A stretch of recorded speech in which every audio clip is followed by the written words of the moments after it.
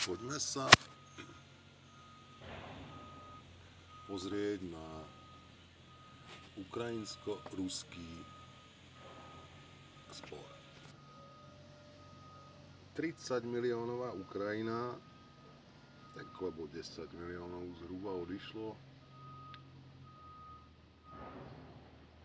a 130 miliónové Rusko.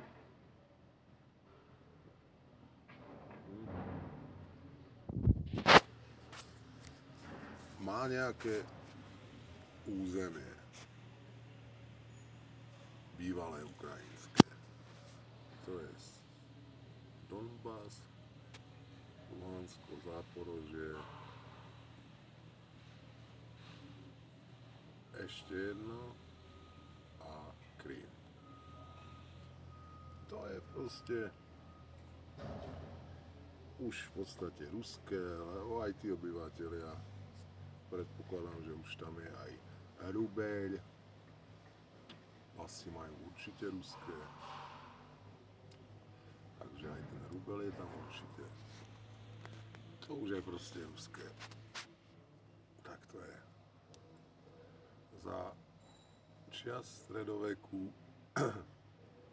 by akože si bili do prs, že wow, že hociakí cisári a dobyvatelia, že to dokázali. No.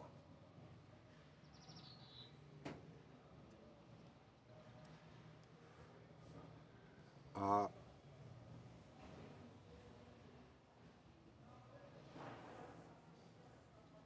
ukrajinskí lídri majú problém naverbovať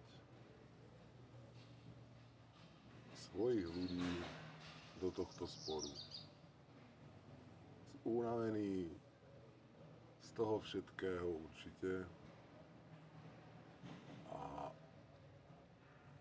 majú problém s naverbovaním preto, lebo domáci nechcú ísť do vojny.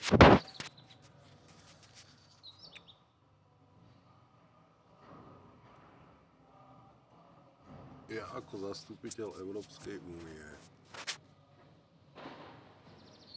vidím, že naše krajiny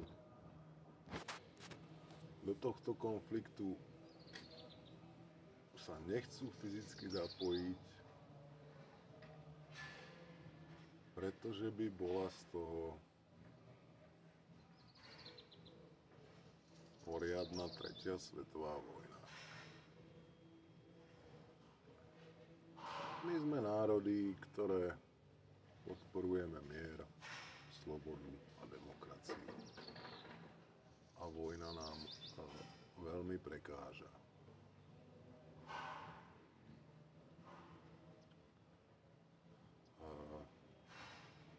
Pokiaľ sa Ukrajina bude chcieť domáhať svojho územia, ktoré to územie už nepatrí Ukrajine, lebo je to už ruské, už sa vraciam k tomu, tak to bude stále pokračovať. Preto na ukončenie tohto sporu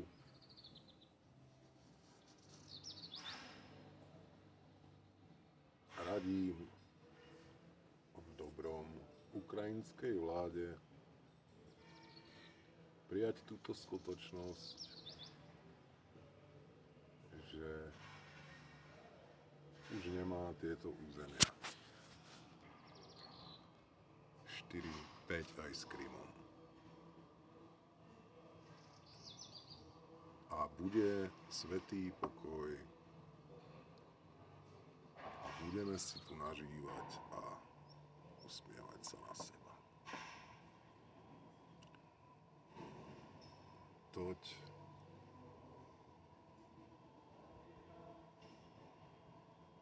samozrejme Ukrajina bude mať menšie starosti, lebo menšie územie menšie starosti, lepší rozvoj. Pozrieme sa napríklad na Luxembursko, Monako. To je proste... Tá úroveň je tam taká, aká je. It's all. I have a nice day.